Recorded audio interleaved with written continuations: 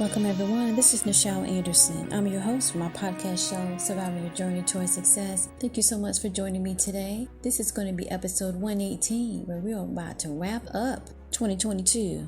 Alright, so thankful for this year and for my return to my season 6 of my podcast show, where the title we're going to focus on is episode 18, Why Managers Should Remove a Type Workplace Mindset. We're going to get all into those weeds there and move forward. And this particular discussion deals with where you're working in a company that I get this feedback from my colleagues and my friends, what have you, and it's like a disconnect, right? A disconnect of what makes a motivated, positive work environment. Without it, of course, it's that term toxicity, but also it's just not nice. Just to be, really easy to kind of come up with a description of that. And instead of building a supportive, loving, giving type team or workplace, it's very restrictive. And when it's restrictive, people can't feel like they can breathe and live in the environment, and they leave. So without further ado, we're going to get into this. Let me say go ahead. My blessing today, my prayer is, in this day, I'm thankful to the prime creator of all things, that I give thanks for this blessing and opportunity, that I will use it for the greater good. Y'all thought I was about to sing, but I'm not. So welcome, my survivors of the journey, to my podcast that aims to inspire and motivate, that you will continue to have joyfulness in your heart, peace of mind. Without peace of mind, you're crazy. So you got to have the peace of mind, and for your sustained success. Oh, y'all almost got me singing, but I'm not. Let me go ahead and get into this opening here. I appreciate everybody. This is the end. This is the December, and we are about to wrap this up. Getting ready for 2023. I am thankful. I am humble still, and I believe in the impossible, that anything can be possible. In the name of the Lord. I'm going there today, y'all. Hey, what's going on with this competition thing? Before I get into that, if you have purchased my book, Corporate America, Surviving Your Journey, I do encourage you to leave a positive review on Amazon. And when you do, can you go ahead and tag me on Twitter, and you might get a surprise. You never know, but might get a surprise there. And if you haven't thought of purchasing my book, I do recommend that you do that and help a sister out here, a southern sister here, and I appreciate you. All right, so let's go ahead and get into this episode, why managers should remove a competitive type workplace mindset. Right off the bat, why would they? But it happens.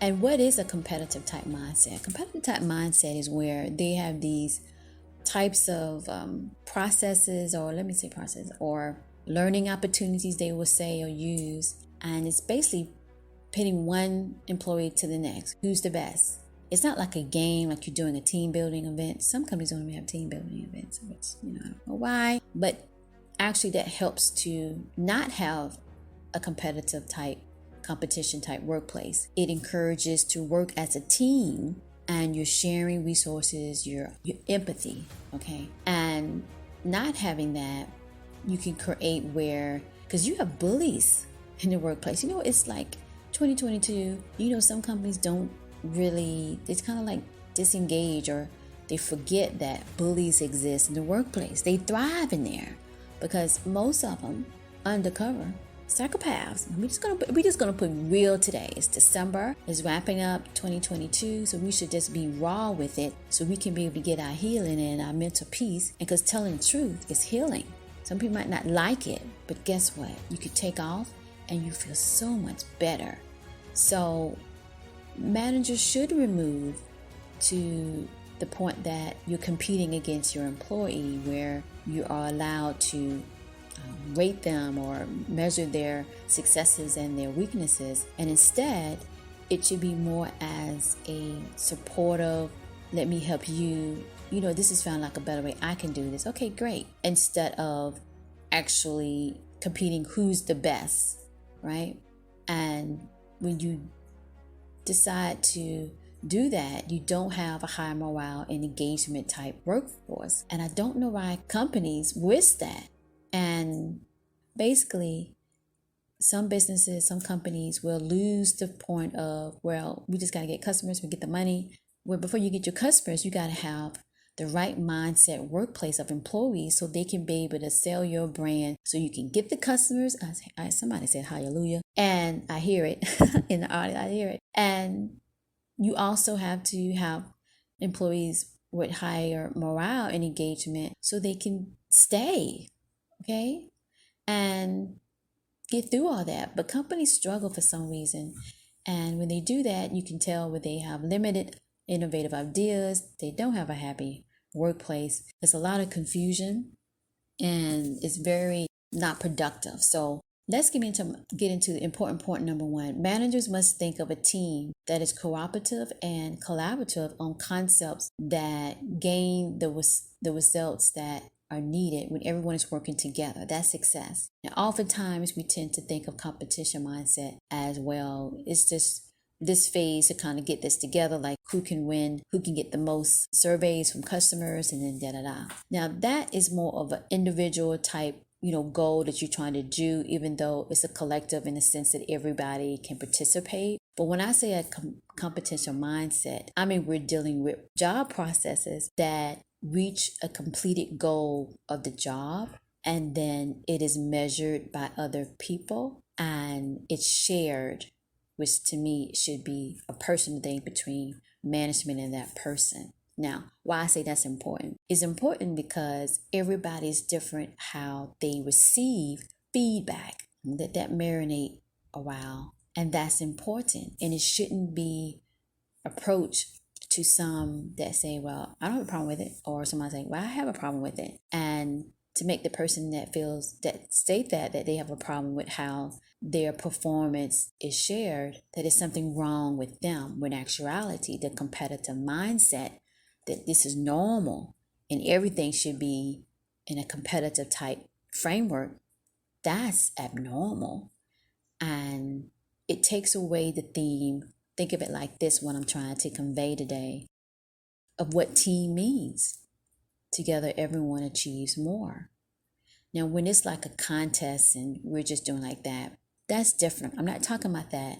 I'm talking about the competitiveness of the different ways that managers or management can use the power that they're in and to make someone else or a group or what have you that you're not good enough. And then they use that with extraordinary means in the sense of processes or job tasks that are graded on a metric that produces this allure of where you need to be. And some people might be good in this, some people might be good in that.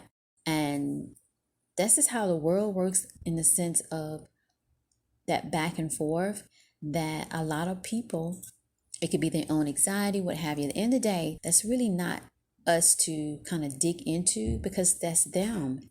So to avoid that, let me say it this way. You don't want to create an environment where the employees constantly have to compare themselves with someone else. Okay. That's the deepness that I'm going with. All right. It sets the stage for negative thinking. Maybe I'm not good enough. Maybe this, maybe that.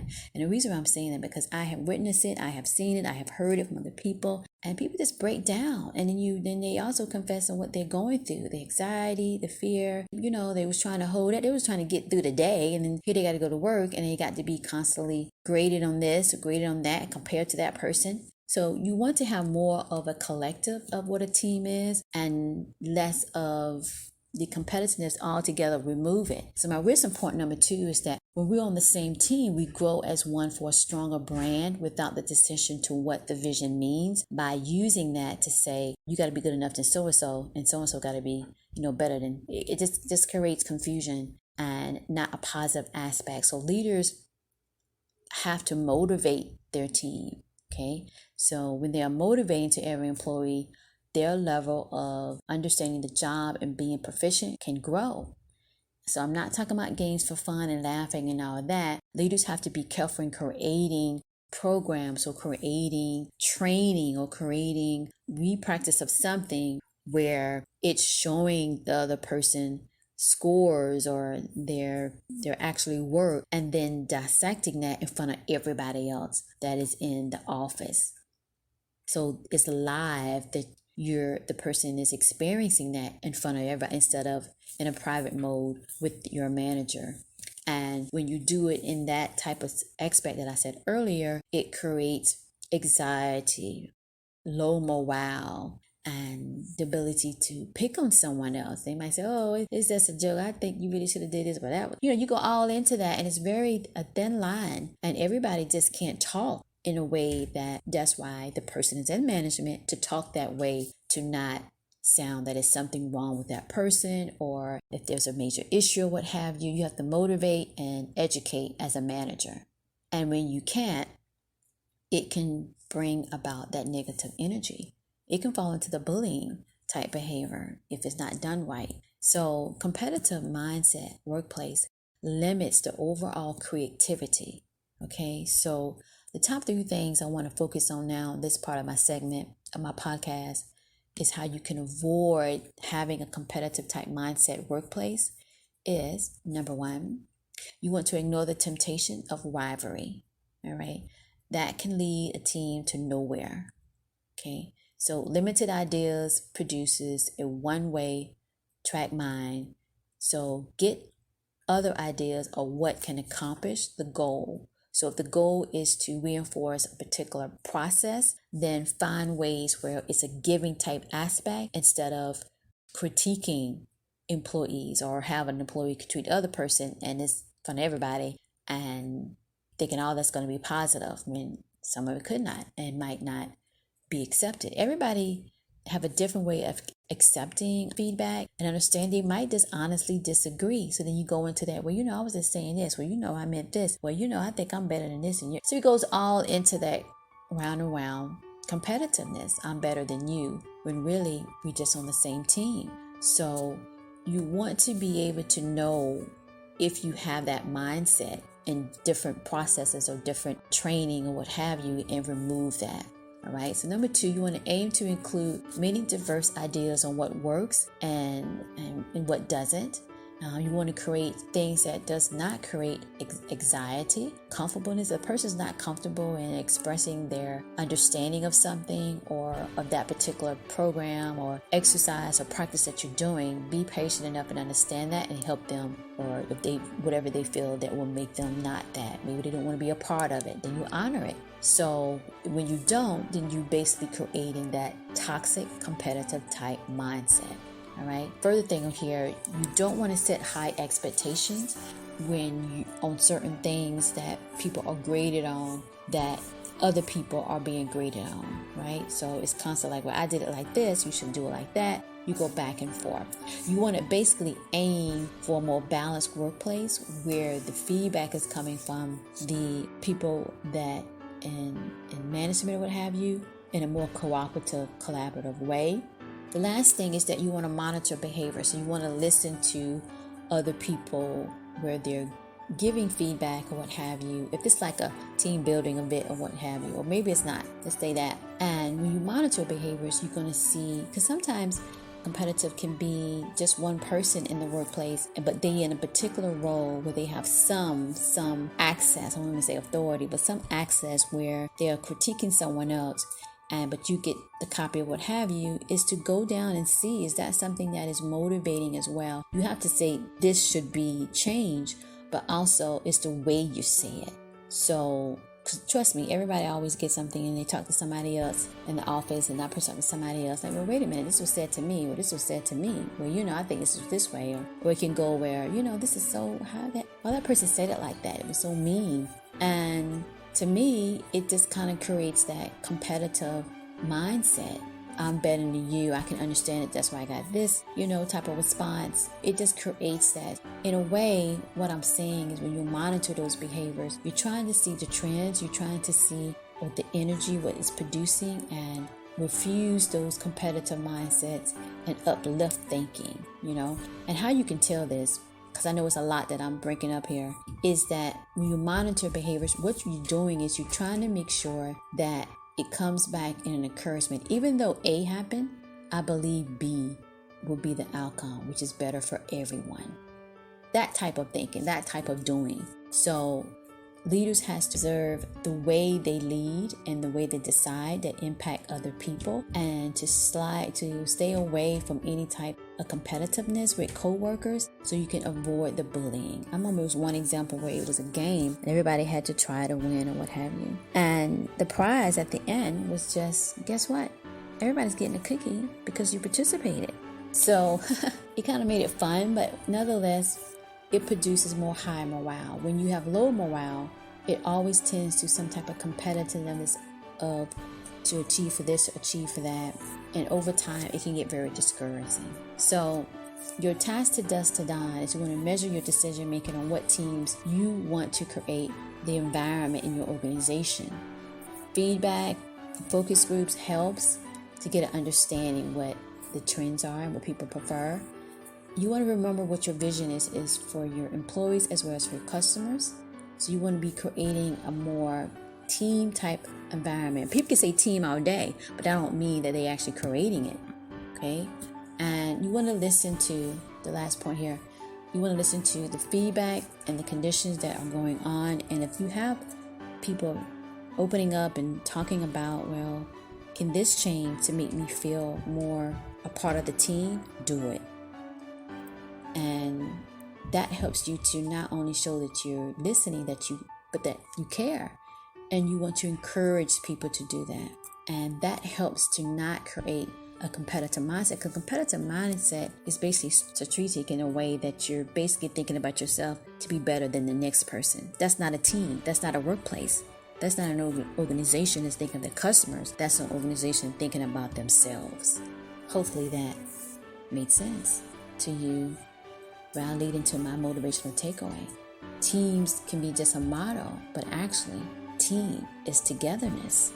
And with that, you will know if you have created a competitive type mindset or you have created a prestige leadership in your organization.